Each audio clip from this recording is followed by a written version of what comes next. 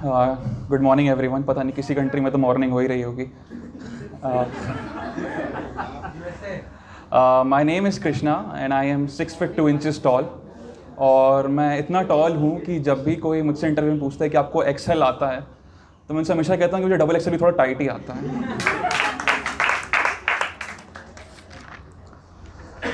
So when the lockdown started I had a dream कि मैं अपने बाल बढ़ाऊँगा और मैं जॉन अब्राहम की तरह लगूंगा from Dhoom. But what happened is कि now I look like Randeep Hooda from Radhe.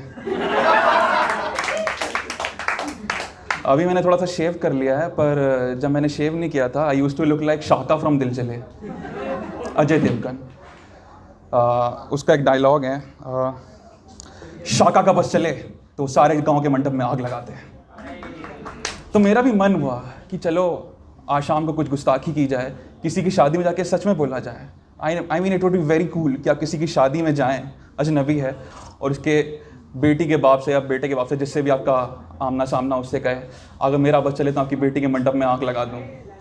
तो मैं रात के 9:30 बजे अपना सिस्टम लॉग ऑफ किया, मैं घर से निकला, बड़ी सी पोशाक पहन ली मैंने, दाढ़ी और बाल बड़े हुए थे, बंदूक मेरे पास थी नहीं तो मैं डंडा ही ले लिया।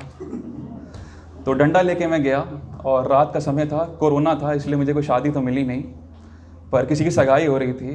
तो मैं सगाई में गया, वहाँ पर एक दूल्हा दुल्हन के पिताजी या जो भी थे, मैंने उनसे कहा कि शाका का बस चले तो शादी के तेरे मंडप में आग लगा दूँ। तो उन्होंने कहा कि बेटा दूल्हा दुल्हन को आहुति को देने का समय 4:30 बजे है, आप थोड़ा जल्दी आ गए। मेरा एक दोस्त है, उसका नाम है Rihan, he is in Microsoft and he is a principal software engineer. मतलब सॉफ्टवेयर इंजीनियर तो है, उससे पहले प्रिंसिपल भी है। साल के 45 लाख रुपए कमाता है और महीने के 2.5-3 लाख। पर उसकी बहुत ही ख़राब आदत है कि वो हर चीज़ को टेस्ट करता है, हर चीज़ को वो महसूस करना चाहता है, उसे अपनाना चाहता है, उसके पहले वो ख़रीद नहीं सकता है।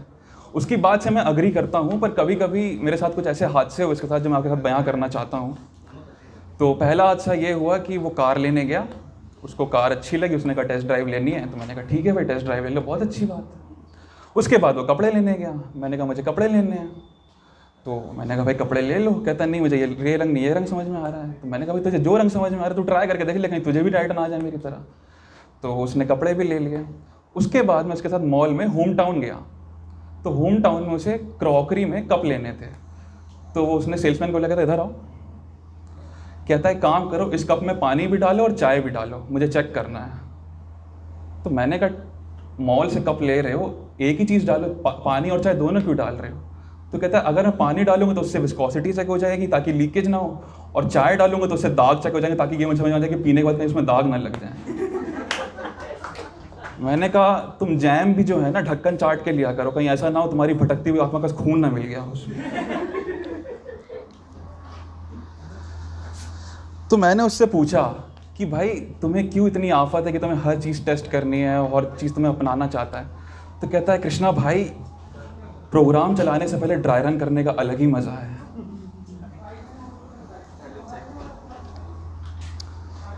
Okay, so you often know people sometimes get overwhelmed and overjoyed when they experience something such as a great song, great movie, chicken tikka, paneer tikka, लजीज बिरयानी, कैस भाई की शायरी, राज भाई की शायरी, आफरीन जी की शायरी।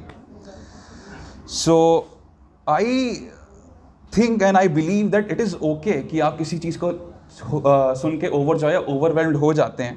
और हिंदी में इसके लिए कुछ अच्छे शब्द भी हैं, यू नो, लाइक फूला ना समाया, अति भावुक होना, एंड माई फेवरेट दिल को छू गया। ना दिल को छू गया is something which is very overrated.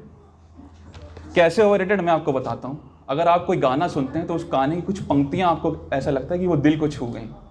कोई आप मूवी देखते हैं तो उस मूवी के आपको कोई पल ऐसे लगते हैं जिसको आप सीन को देख के आपको लगता है कि हाँ वो दिल को छू गई। पर लोग कहते हैं कि मुझे पूरी पिक्चर ही दिल को छू गई। भाई दिल है, छू के जाएगा, चिपक तो नहीं जाएगा ना यहाँ पे। तो द थिंग इज़ कि मेरा एक फ्रेंड है, उसने कहा कि मुझे 3 इडियट्स अच्छी लगी और मेरे दिल को छू गई। मैंने कहा कौन सा सीन तुझे अच्छा लगा? कहता मुझे पूरी पिक्चर ही दिल को छू गई।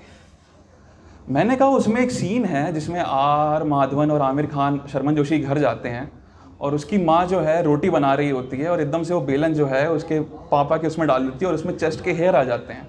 मैंने कहा वो सीन तेरे दिल को छू गया। मतलब ऐसा थोड़ी हो कि जब तुमने सीन को देखा तुमने कहा आ हा, दिल को छू गया मेरा सीन। मेरे घर में कमला भी यही करती है, अपने नाक के बाल डाल देती पराठे में जब उसमें अजवाइन कम पड़ जाती है।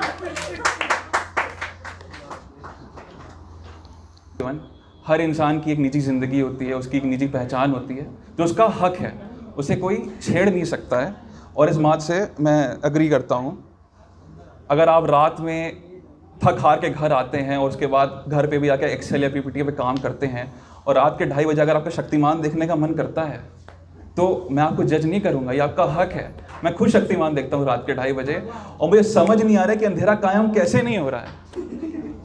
किल्विश कहता है अंधेरा कायम रहे, मैं कहता हूँ बिल्कुल अंधेरा कायम रहे, क्यों ना कायम रहे। आपको पता नहीं होगा, किल्विश भी एक ऑल्टरनेट यूनिवर्स में हम सबकी तरह एक वर्किंग प्रोफेशनल था। वो वर्क फ्रॉम होम से आके तंग हो गया था एक दिन रात में। उसने कहा बहुत हो गया, मुझे नहीं करना काम, अब अंधेरा कायम रहेगा। उसने अपनी टीम को बुलाया, उसने कहा मुझे न्यूक्लियर फिजिक्स दे दो, मुझे टाइम फिक्शन दे दो, कुछ भी करो, मुझे काम नहीं करना, अंधेरा कायम रहना चाहिए ताकि इस रात की कभी सुबह ना हो और मुझे कल से उठ के काम ना करना पड़े। जब हम लोग घर में कपड़े धोते हैं तो हमारे घर वाले हमेशा हमसे कहते हैं कि अपने प्राइवेट कपड़े तुम खुद धो, या फिर यू नो लाइक अपने बनियान और वो सब तुम खुद धो।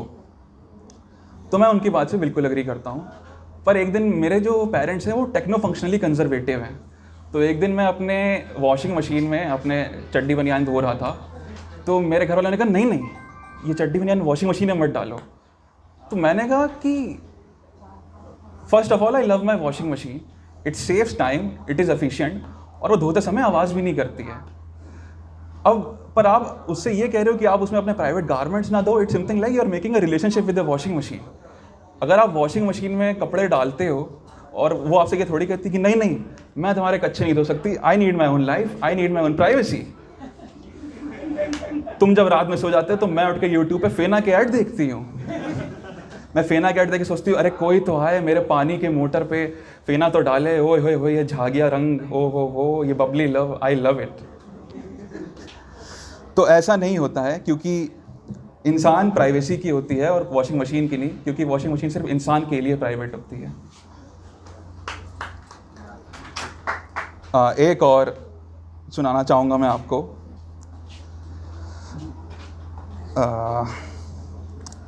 मेरा एक दोस्त है, बहुत ही अच्छा, एकदम बढ़िया, इमेजिनरी है।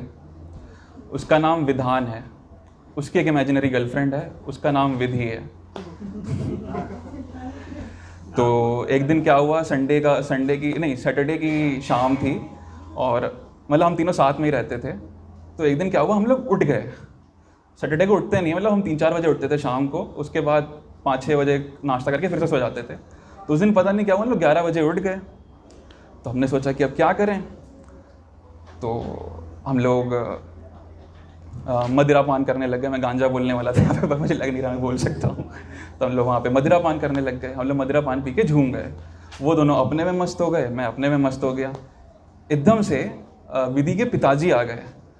तो विधि के पिताजी ने मुझसे कहा कि बेटा विधि कहाँ है।